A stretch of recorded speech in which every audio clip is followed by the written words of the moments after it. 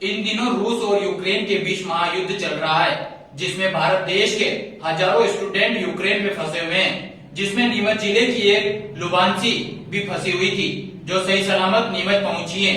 इस दौरान उन्होंने मीडिया को संबोधित करते हुए बताया कि किस तरह वह यूक्रेन में फंसी हुई थी और किन मुश्किल हालातों से वह निकलकर नीमच पहुंची है।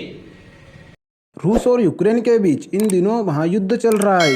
रूस द्वारा लगातार यूक्रेन पर हमला किया जा रहा है। यूक्रेन में देश के हजारों छात्र वहां फंसे हुए हैं, जिसमें नीमच जिले के भी 2 छात्र शामिल हैं।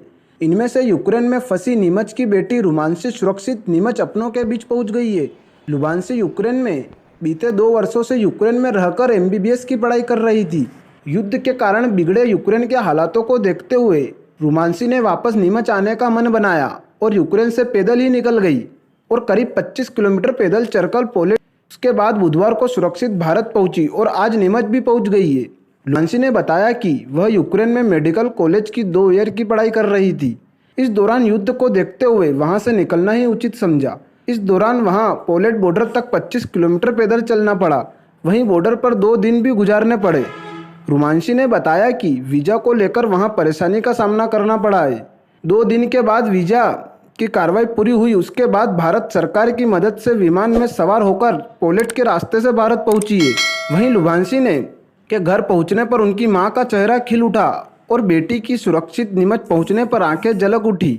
लुबांशी ने बताया कि मैं परिवार के बीच आकर बहुत खुश। यूक्रेन में युद्ध होने के दौरान वहाँ पर फंस गए थे, उसके बाद आज नीमच लौटे हैं। किस तरह का आपका संघर्ष रहा है, क्या कुछ?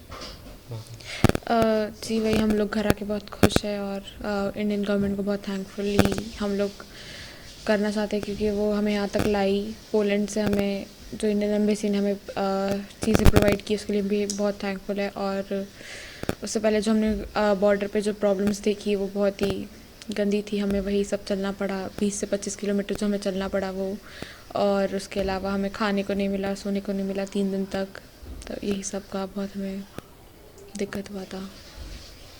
आप वहाँ कितने किलोमीटर पैदल चली, कैसा मतलब पोलैंड बॉर्डर तक कैसे पहुँचे आप? हम लोग का लवीव से हमने एक कार लिया, तो उस कार वाले ने हमें ऐसा बोला कि वो 20 से 25 किलोमीटर तक ही से पहले छोड़ देगा, क्योंकि उसके आगे कारों को अलाउ नहीं कर रहे थे। तो हम लोगों को उसने वहाँ छोड़ा। फिर हम लोगों ने वहाँ से पैदल चलना स्टार्ट किया, तो हमें कम से कम 1 दिन लग गया।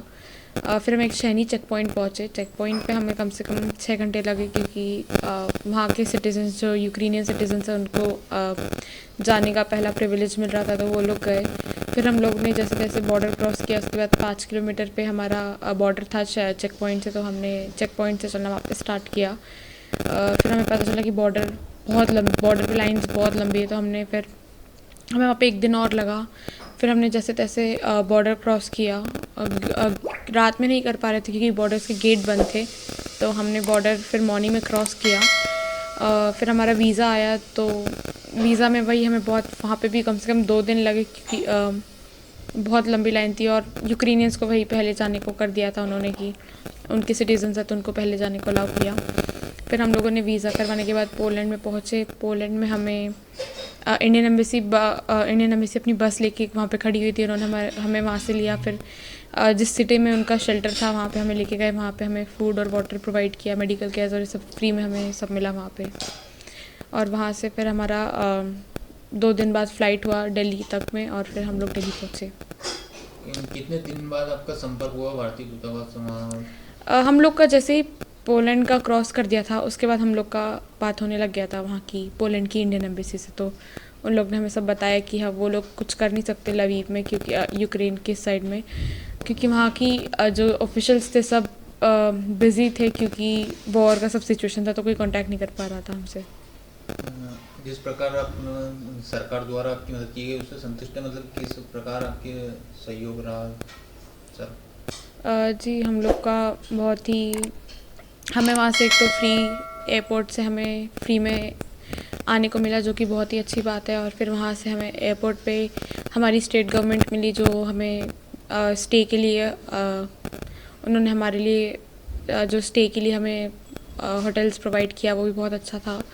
उसके बाद हम लोग का जो बसेस और ये सब प्रोवाइड किए, वो भी गवर्नमेंट की तरफ से फ्री में थे। आपका कौन सा एरिया में पढ़ाई चल रहा है? जी सेकेंड ईयर हमारा हम लोग का ख़त्म होने वाला था, हमारा लास्ट सेमेस्टर था ये वाला, लेकिन ख़त्म नहीं हो पाया क्योंकि उससे पहले ये सब वॉर का सिचुएशन आ गया। गवर्नमेंट से आप क्या उम्मीद करते हैं पढ़ाई पर? यही कि हम लोग को यहाँ पे अभी गवर्नमेंट कॉलेज मिल जाए तो अच्छा है। हम लोग साल वापस बर्बाद नहीं करना चाहेंगे और सब बच्चों का यही कि उन्हें किसी को भी साल अपना बर्बाद नहीं करना है। जो सेकेंड ईयर थर्ड ईयर्स में है उनको तो बिल्कुल भी नहीं, और तो वो चाहेंगे कि उन्हें यहाँ पे ही मिल जाए, और हम लोग एग्ज़ाम्स देने के लिए भी रेडी है, तो यहाँ पे मिलने पे ज़्यादा बेटर रहेगा हम लोग को। घर पहुँचेगा कैसा आपको महसूस? जी वही घर पहुँच के बहुत अच्छा लग रहा है, और घर वालों को देख के सब बहुत ही सुकून मिला, तो बहुत खुशी है इस बात की। आपका मेरा नाम लुभांशी है।